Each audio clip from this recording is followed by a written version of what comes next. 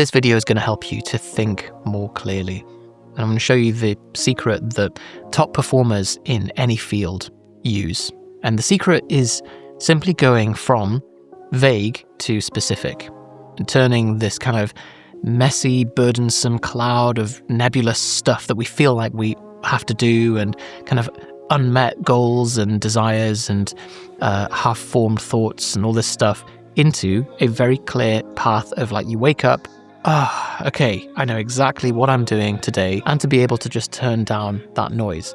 David Allen says, the mind is great at having ideas but terrible at holding them. Or if you want to go one level deeper, that the mind is a great servant but a terrible master. So if you don't know me, why should you listen? My name's Yusuf. Johnny and I went through working in investment banks, working in hospital as a doctor, and scaled propane to multi-seven figures in that process. There's a lot of information being thrown at you when you're doing something like that, particularly alongside med school, which really feels like a drinking from a fire hose. And so I had to develop some of these systems just to be able to function in the mornings. Since then, we've helped over 2,000 coaches to scale their businesses as well. So to get into it, this is the main modern problem that we're all facing with the information that we have to process. It used to be that you woke up, you'd have maximum 5 text messages in your inbox, maybe a few emails. You'd maybe have to juggle a few little different things in your head at any one time. Now there's been a crossover of the information that the average person has to process day to day. Our brains have not been able to catch up. There's only so much you can over-rev your brain until you start to feel like it's broken, ultimately. So this is what's happened. Now, before we get on with this, I've got a few strategies for how you can handle this. But the easiest one, and the simplest but probably the least sexy one that you won't like hearing, is that if you just woke up and you gobbled the biggest frog, the biggest, ugliest frog on your desk, and that was all you did, and then you finished it and you then picked up the next one and the next one, soon you'd run out of big frogs to eat. And you'd be rich within a couple of years. So much of our focus is scattered because we are spending 20 hours procrastinating on 20-minute tasks. Very often, 99% of the time, you know what the frog is, but you're just avoiding it. And then that 1% of time that you don't know what the frog is, then finding the frog is the frog. So step 1, if you just want to raw dog this entire thing, like tear off your shirt and just dive in and close this video with one takeaway, it is that vague, fuzzy goals are the enemy, and if you wake up and you just eat the biggest, ugliest frog first thing in the day, don't sit and stare at it, don't think about what kind of sauce you're going to drizzle on it or anything, or spend 20 hours avoiding 20 minutes of work, then that alone is going to get you rich. Now, is it the sanest way to operate? Well, no, like it's great for building grit and sort of David Goggins in your life, but you're going to end up just picking the most hard, urgent, important problem every day without a broader sense of direction. So how do you then go, all right, what do I actually want to achieve in my life? Because really the biggest marker of intelligence is, are you getting what you want out of life? Anything else is kind of a distraction. So the way that we do that is we separate planning from execution. So let's dive into this.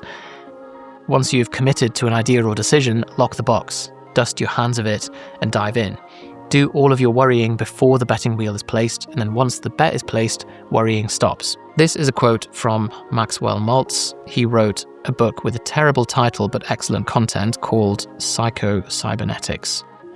Sounds like a 80s sci-fi, but I promise it's worth the read. So when we do that, it means that we're able to execute stress-free, because we know where we're going, then we can put the blinkers on. There's no distractions left, right, and center to pull us off course. What you'll find, though, is that there are some seasons of life where it's easy to plan, but it's hard to execute, and others where it's easy to execute and hard to plan. And that's because we go through periods of expansion and contraction. So there might be times that you feel like there's too much going on and not enough time to get it done. That's when you're in an expansion phase. And then contraction is where things feel like they're slowing down, but you need to stay the course and turn up and do the basics. So what will happen is expansion phases create a mess. This mess needs some time to clear up and to consolidate. I'm going to talk about the practical steps on how you can do that. Because if you leave this and then you still try and execute while you're in the middle of the mess, you're going to be running around your house with muddy boots. Luckily, when you are consolidating, we now have AI on our side. AI's superpower is literally taking unstructured information and turning it into something structured. So we could not be in a better time to be able to take this mess and turn it into a single track. So the first step I would do is go for a walk, 1 hour. Usually when you're feeling overwhelmed, just going for a 1 hour walk, suddenly your problems don't seem as large as they were. So while you're on a walk, open up the Voice Memos app on your phone and do a 60-minute brain dump. Literally just go through everything that is on your mind. Don't worry about structure, don't worry about meandering. This is totally fine. It's just to clear out the pipes. If you want to, there is a David Allen mind sweep. Let's see if I can find it. So this just allows you to go through systematically every area of your life. So different projects, commitments, spouse, I need to return that thing to the post office. I need to text that person back. I need to send a Christmas card to Auntie Gladys. I need to attend this birthday, whatever it is. It doesn't matter. Just go through the full thing. Oh, I need to book in with the dentist. I need to feed the cat. All of that stuff. I can put the link in the description as well. So you've done that. And now your brain is feeling clear. You've got all the ideas out of your head. And now you have this massive consolidation that needs to be done of like, right, well, there's the list of things to do. Now I need to sit down and actually do them. The mistake that some people make at this point is that they fail to eat the frog. And they make a mistake that I've definitely been a offender of, which is from Oliver Burkeman, stop thinking that this important task will take full focus. So right now, I'll just clear the decks of the little trivial stuff for now. If you do that, you will systematically postpone precisely the things which will move you forward in your life. It's funny because our brains kind of do that as a way to preserve energy, but it's taking shortcuts precisely on the big important things in our life. It's basically doing the reverse Eisenhower matrix, which is not a good situation to be in. So we have gone through a big expansion phase. We've created a bunch of mess. This is me right now. I have got thousands of notes, thousands of open items and projects and things because I've spent the last 18 months deep in the rabbit hole doing one big project, like moving one thing forward, which is rolling out a major upgrade to the product that we have in our consulting business to help coaches scale online. But what that's meant is that there's a whole bunch of smaller tasks that have just been kind of swept under the carpet. Now is the time to tidy up the mess. How do we do that? We build a single laundry chute. What does that mean? A laundry chute you can only put one thing into it and one thing comes out the other end. It's a tube, it's a pipe. And that's what we want to do. We want to actually put the blinkers on so that you can only deal with one thing at a time, because our brains can only process one thing at a time. Right now, I'm not double screening and scrolling and watching Netflix while recording this video. I wouldn't be able to. My brain can only do one thing at a time. And anytime that we tell ourselves that we can multitask, we're just lying to ourselves. We end up doing both things slower and worse. So we create a laundry chute for consumption and for production. With this, even if it's entertainment, it's just about building the habit of doing one thing at a time. Single tasking, having everything on full screen.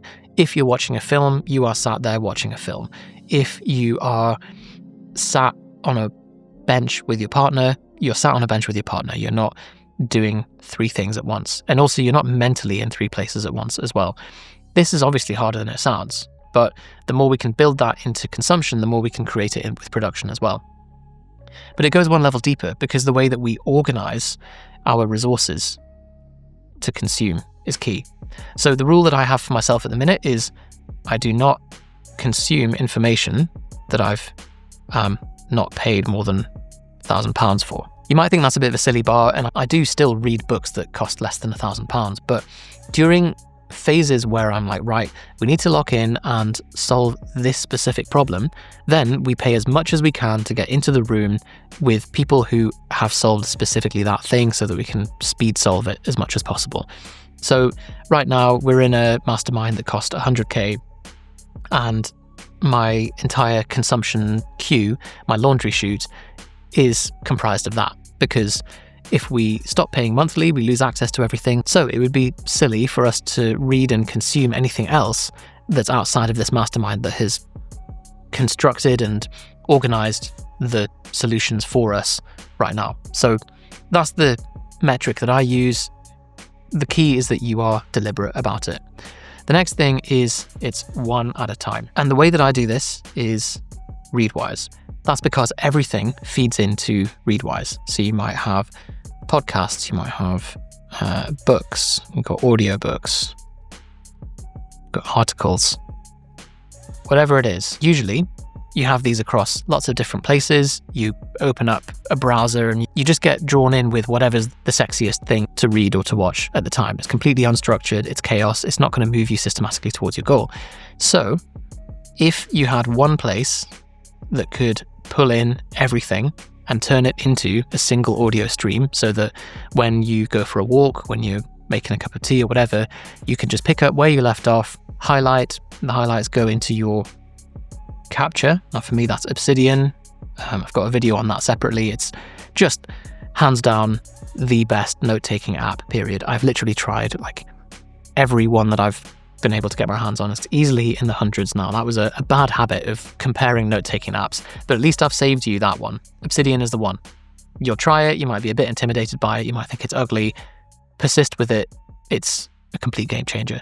Anyway, what this allows us to do is take all of this mess of stuff, or like, oh, I should read that article at some point, or I should do that thing at one point. It's fine, just stick it in the laundry chute, because then you've got this single file track of, I am reading this or I'm consuming this right now.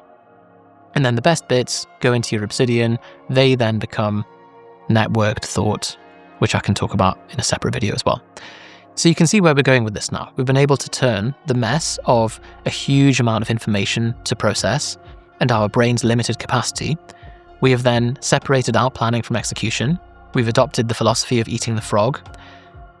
We then, once we've done that, we dive in, we know what problem we're solving, we know what direction we're moving in, and then we start consolidating. We use AI as much as possible to clear the decks of any stray thoughts that are pulling us away from what we should be doing right now. Use the mind sweep if you want to, and then we start eating the frog. Rather than systematically postponing the trivial stuff, instead we focus on the big needle movers, and we create a laundry chute. So consumption, we've talked about. Production is the next one. So for production, there is a different app, and that is TickTick. I'm agnostic about to-do apps. If there's another one that you prefer, fine. But again, I've tried them all. I've been down the nerdy rabbit hole for you, and TickTick is just easily the best one. Now, why have this separate to your capture for Obsidian? That's because this is to build your wisdom management system. And the reason I say that rather than knowledge management system, even though it sounds a bit wanky, it's that wisdom is the interconnection of thoughts. You go from data to information to knowledge, and then as it becomes more and more connected, then it starts to become wisdom and something that you can apply to different domains outside of where you're at. This is pretty much like the Charlie Munger, Warren Buffett playbook, and how they were able to learn multiple fields very quickly because they focus on this process. And the more you do that, the more money you'll make, the wiser you'll be. Now, why is that separate to your task management platform? It's because you don't want the fact that you have to buy milk at 9 a.m. on Tuesday to be anywhere near your wisdom management system. That is a temporary task that once you've bought milk, you want it just to be gone from your life and not to be taking up any kind of digital or mental real estate. So that's why I have a separate process for this. In terms of like how to use TickTick, how to plan your projects, all that stuff, just take a look at the video that we have on that. I'm not going to go through like the tutorial because I have a full video on this and on this and on this actually. There you go.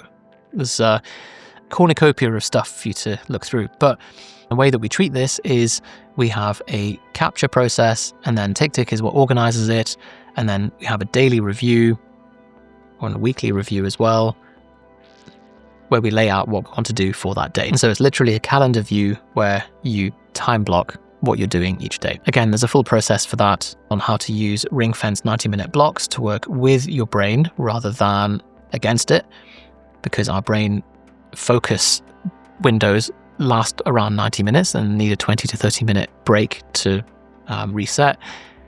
That is the entire process for consolidating. So you've got this in place and you are applying this to a big goal every day on repeat.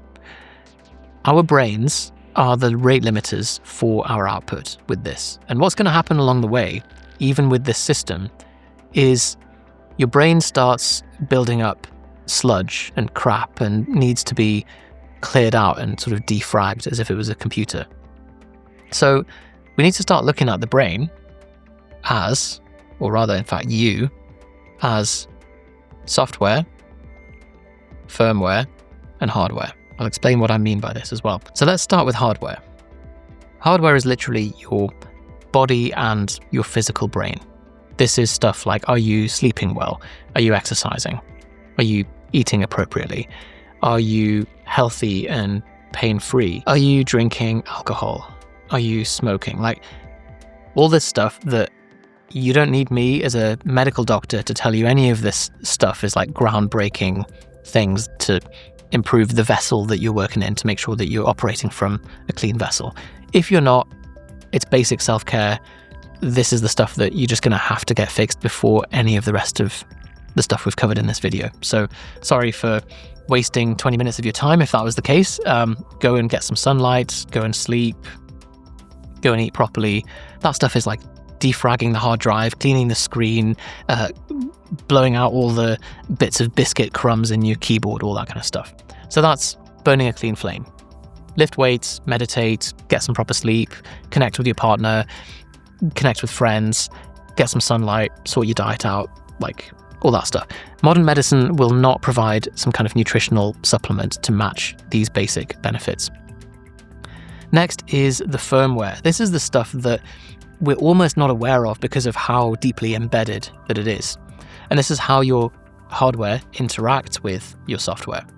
So the way that this manifests for you is your beliefs.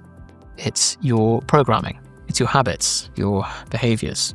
Okay, so willpower can change our actions, but not our fascinations. This is where you're going to have to start getting into the murky stuff, because you can try and grind your way to fix your beliefs, your programming, your habits and your behaviors, but ultimately this is stuff at the instinctual level and we cannot ignore our programming. Luckily, there are techniques available to open up the circuit board of your mind and to start changing this stuff. Psychotherapy, meditation, internal work, yoga, journaling, breath work, visualization, self-programming methods, all these things. Like, pick the one that resonates the most with you, and actually, if you really want to make progress, pick the one that resonates least with you, because that's probably where you're hiding from yourself. Next is software. So this is your information diet. So this is why I am so big on making sure this is deliberate and that you're not haphazardly consuming random information. Because if you do that, if you just away with the feed and the algorithm, then that is programming you rather than you choosing what to program yourself with. It's also your thoughts, which kind of come from your beliefs and your programming, obviously. It's the people that you spend time with, your algorithms, let's put that in as well. And also it's the processes that you design. So that is all of this stuff, creating the laundry chute and making sure that you just make things easy for yourself. So once you have that in place, then you will become an absolute savage, because finally you're acting in line with your conditioning, not against your conditioning. You're working on the goal that you decided on. You're able to stem the massive amount of information being thrown at you, and you're building a wisdom management system from inputs and substrates that you have deliberately chosen. What that means then is that you are able to create stuff that is beautiful because your inputs reflect your outputs. And so, over time, conversations, shower thoughts, reading, any research on your niche if you're offering a service, get filtered through you, and you start to break up that into the rainbow of content that you create as well. And when you create beautiful things, the world compensates you. Okay, so takeaways. First step, separate planning from execution, get clear on what you want. Once you've done that, lock the box, do all of your worrying beforehand. Then figure out, are you in an expansion or a contraction phase? Do you feel the need to consolidate, or are you just locked in? If you need to do that, start with the brain dump. Go for a 1-hour walk, use the voice memos app, start eating the frog, create your laundry chute. Consumption and production. Both have one thing that you're doing at a time. With your consumption, decide on what it is that you're going to consume. Does this take me to my goal? Obviously, something like the news, get rid of it. Doesn't take anyone to anyone's goal. Even if you're trading it, you're better off having like a Bloomberg terminal or something on you. So we have that for consumption. The tools that I recommend for that, Readwise, you can just dump anything into there. Have a look at the video for that for more information. Capture it into your second brain. I recommend Obsidian. You can use Apple Notes if you want to, but Apple Notes doesn't have networked thought, so you won't be able to create as beautiful things quite as easily. Once you have that in place, production. So again, laundry chute, one task at a time. Remember that batching is much more powerful than multitasking. So rather than switching between things and wasting a bunch of time in the gaps, you can get a lot more done if you get project A complete, then onto project B, then project C, etc. Make sure you have a proper capture process. Use your daily and weekly review to turn projects into tasks and then turn them into ring-fenced 90-minute blocks, which I'm currently in right now. Have a look at my video on TickTick if you want more on the kind of specifics on that. And then just make sure that you are operating from a clean vessel. So hardware, firmware, and software. So take care of the basics with your body and mind. Update your beliefs, your programming, your behaviors, your habits. You can change this stuff and it's great. A few recommendations for that would be bog standard meditation or psychotherapy, or the Sedona method, which I'm a big fan of. It's a more precise, if you imagine meditation is like sanding down a stone, the Sedona method is like a drill. So it's narrower band, but it goes deeper. There's also TRE, which I'm a big fan of. Got more stuff coming up on that soon. That's a kind of somatic practice to achieve the same thing.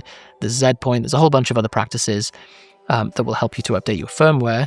And then your software, this is your algorithms, the people you spend time with, the thoughts, the stories you tell yourself, and your processes. If you can upgrade these things, everything else falls into place. Next, I'd recommend watching the videos for TickTick, Readwise, and Obsidian.